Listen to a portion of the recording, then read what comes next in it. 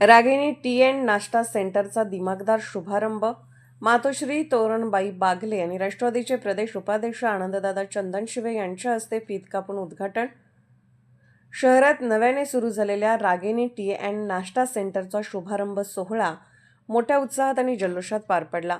या नूतन व्यवसायाचे उद्घाटन राहुल बागले यांच्या मातोश्री तोरणबाई बागले व राष्ट्रवादी महाराष्ट्र प्रदेश उपाध्यक्ष माननीय आनंददादा चंदनशिवे यांच्या हस्ते तथागत गौतम बुद्ध व डॉक्टर बाबासाहेब आंबेडकर यांच्या प्रतिमेचे पूजन करून व मान्यवरांच्या हस्ते फीत कापून करण्यात आले।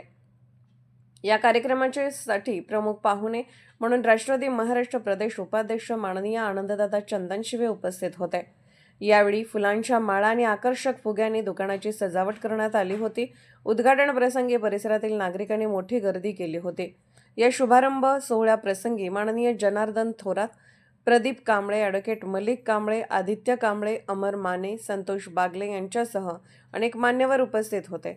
या कौटुंबिक सोहळ्यात तोरणबाई बागले, राहुल बागले, रेखा बागले, राकेश बागले, लखन बागले, रतन बागले, कुशाण सुरते, कुणाल सुरते, इंद्रजित बागले, सागर बनसोडे यांच्यासह संपूर्ण बागले आणि सुरते परिवार मोठ्या संख्येने उपस्थित होता। रागिनी टी अँड नाश्ता सेंटरमध्ये चहा, नाश्ता व फास्ट फूडचे विविध चविष्ट पदार्थ उपलब्ध होणार असून नागरिकांनी एकदा अवश्य भेट द्यावी असे आवाहन राहुल बागले यांनी केले आहे।